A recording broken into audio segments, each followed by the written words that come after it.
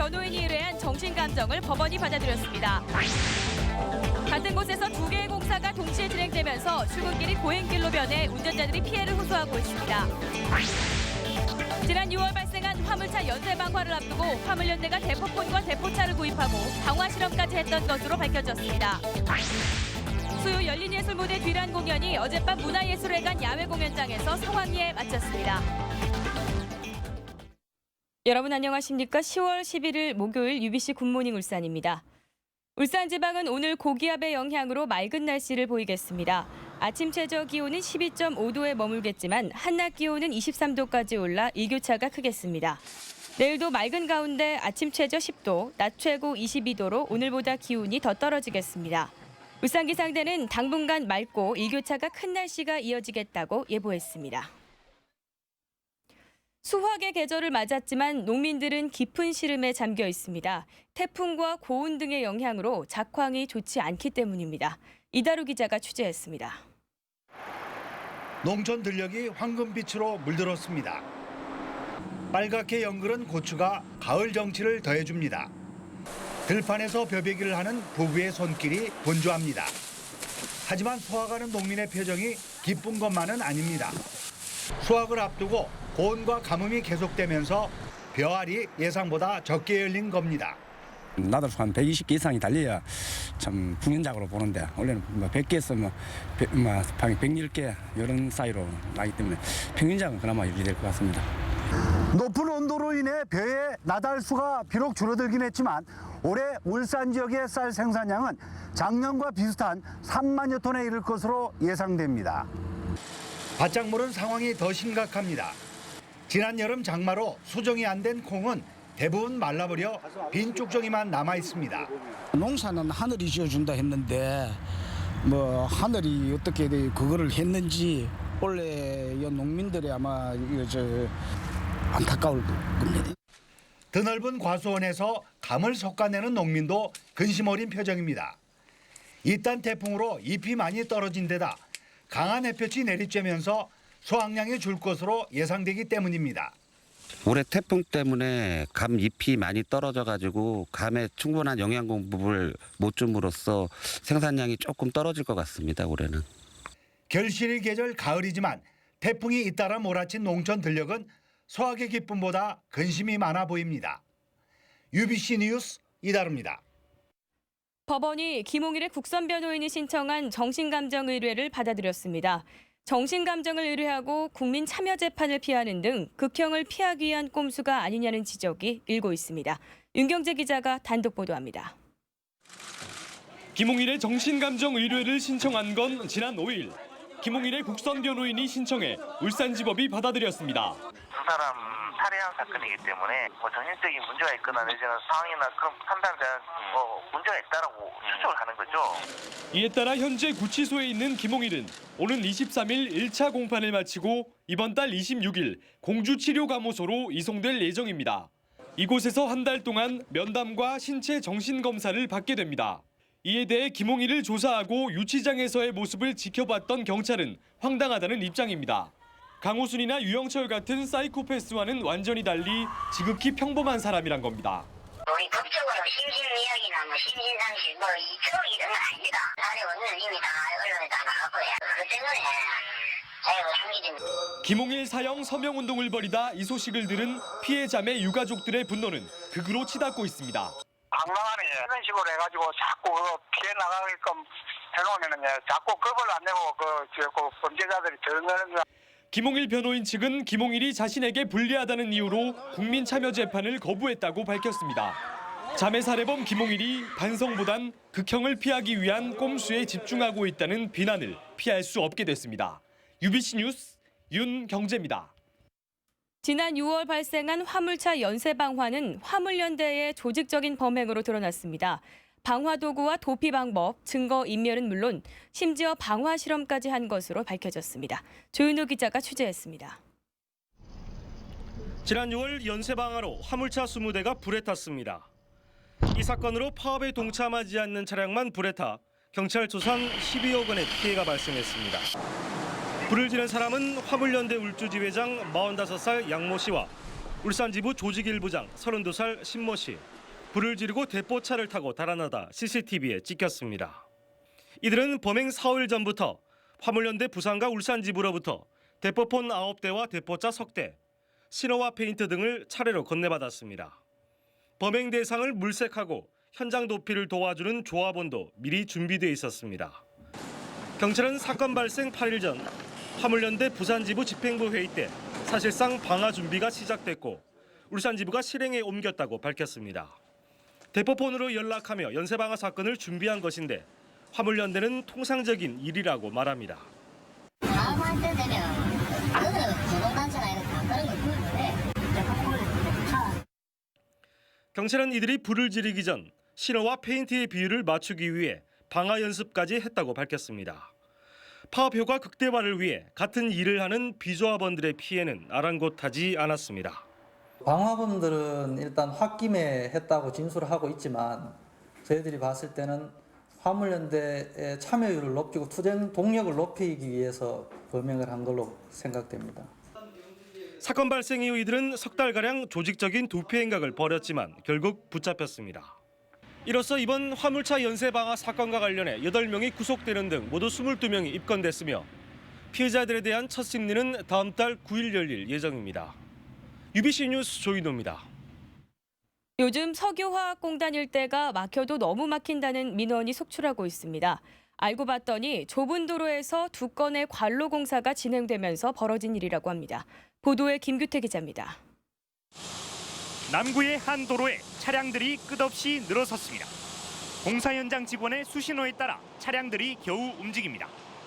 가뜩이나 차량 통행이 많은 좁은 도로에서 땅을 파고 관로를 묻는 공사가 진행되면서 한쪽 차로가 차단된 겁니다. 사선을 막아보면 한쪽 차를 땡기니까 40분, 그는 1시간까지 직원들이 늦게 들어오고 이런 예전이 있어. 문제는 한 주의 증기 배관 공사와 수자원 공사의 공업용수 관로 공사 등 2건의 굴착 공사가 좁은 도로에서 한꺼번에 진행된다는 겁니다. 조율 같은 것들이 각 회사마다 사정들이 있으니까 그게 좀 조금 어렵지요, 사실. 겹침이 크고 나게 너무 많으니까 속수무책이라 사실은. 민원이 잇따르자 구간 번갈아 가면서 공사를 진행하고 있는데 이렇게 찔끔 공사를 하다 보니 공기도 넘긴 지 오래입니다. 저희 공사하고 그쪽 공사하고 동시에 파버리면은 교통이 완전 차단돼 버리잖아요. 그러다 보니까 이제 그 구간을 정해가지고 시차를 두고.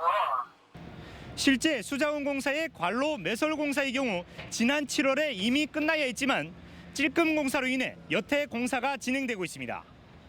관할구청은 민원을 줄이기 위해 동시 굴착 허가를 내줬다고 밝혔지만 도로 여건과 맞지 않아 오히려 민원이 들끓고 있습니다. 사무실에 너무 막히는 게 한데 그렇게 해가지고 허가를 갖다가 중단해보고 그러면 돈을 갖다 100억, 200억 지정했다 그건 지하 관로가 많은 공단 주변 굴착 공사가 한꺼번에 진행되면서 이곳을 지나는 시민 불편은 당분간 계속될 전망입니다. UBC 뉴스 김규태입니다. 다음은 경제계 소식 알아보는 경제 이모저모입니다.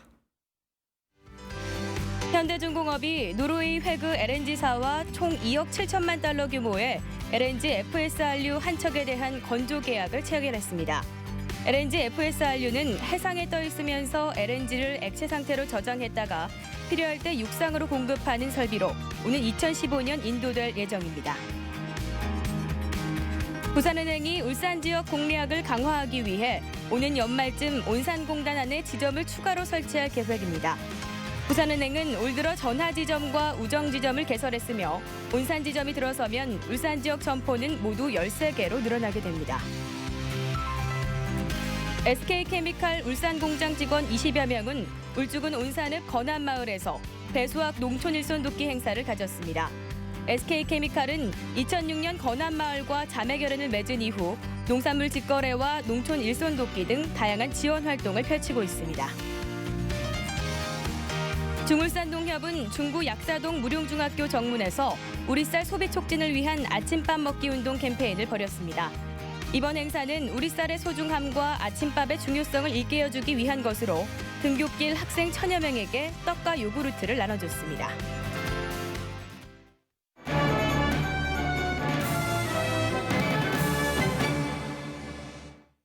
지역 정유산업의 현주소를 짚어보는 연속기획. 오늘은 세 번째 시간으로 오랜 역사만큼이나 다양한 정유업종의 진기록들을 살펴봤습니다. 보도에 서영만 기자입니다. 기름 부어 주껍대 우리 고장을. 처음으로 공개된 옛 유공 울산공장 근무 일지입니다. 1964년 1월 23일에 시험 가동 첫날부터 컴퓨터화가 시작된 1999년까지 35년간의 공정 흐름과 근무자 이름 등 그야말로 기름 부어 축복이 시작된 당시 상황을 하루도 빠짐없이 써내려간 국내 최고의 산업 일지입니다. 초창기 처음 기름을 넣을 때부터 해서 기록이 지금 다 남아있다는 거, 그렇게 감회가 좀 새롭고요. 지금도 뭐 기술의 발전은 있지만은 아직도 참고할 사항들이 많이 기록으로 남아있다는 겁니다. 이후 울산 콤플렉스는 규모에서도 성장을 거듭해 여의도 3배 크기인 250만 평으로 늘었습니다. 단일 공장으로 국내 최대 규모입니다. 총 34개에 달하는 원유 저장 탱크는 지름이 무려 86m로 장충 체육관 1개 반을 집어넣을 정도입니다. 한 기당 최대 75만 배럴의 원유를 저장할 수 있는데 가격으로 따지면 1,000억 정도에 해당합니다. 75만 배럴은 이 같은 1.8리터 생수병 6,600만 개에 해당하는 물량입니다. 이 생수병에 원유를 담아서 국민 한 사람 한 사람에게 한 병씩을 나눠주고도 남는다는 얘기입니다. 지난해 준공된 인근 S-오일의 파라젤렌 공장도 화제입니다. 세계 최대 PX 공장으로 한 해 세계 인구의 절반인 34억 명 분량의 티셔츠 원료를 생산할 수 있습니다. 옛 울산시가의 대미를 장식했던 정유업이 갖가지 진기록을 더해가며 발전을 거듭해 나가고 있습니다. UBC 뉴스 서익만입니다. 현대자동차 노조가 베이비부머 세대 은퇴를 앞두고 조합원 설문조사를 실시한 결과 응답자의 68%가 퇴직 이후 별다른 계획이 없거나 막연한 생각뿐이라고 답했습니다. 또 응답자의 82%는 퇴직 후 생애 설계를 도와주는 노사 공동퇴직지원센터의 설립이 필요하다고 답했습니다. 현대자동차 노조는 울산 고용포럼에서 이 같은 설문조사 결과를 발표하고 조합원의 퇴직 이후 삶에 대한 지원 대책을 노사 간 핵심 의제로 제시하겠다고 밝혔습니다. 대형 화물의 원활한 수송을 위해 설치한 회전식 신호등 가운데 일부가 방치되고 있다는 UBC 울산방송의 보도와 관련해 울산시가 대책 마련에 나섰습니다. 울산시는 경찰과 합동으로 설치 이후 방치되고 있는 회전식 신호등에 대한 실태 점검을 벌이고 전기가 공급되지 않고 있는 신호등에 대해서도 한전 등 유관기관과 협의하기로 했습니다. 경찰은 회전식 신호등이 운송시간과 비용 절감에 탁월한 효과가 있는 만큼 오는 10월까지 200개까지 늘리되 운용이 부실한 곳은 상시 점검을 벌이겠다고 밝혔습니다. 울주군이 페놀 유출 사고와 관련해 기준치를 초과한 셀레늄이 검출된 마을 지하수를 당분간 사용하도록 했습니다.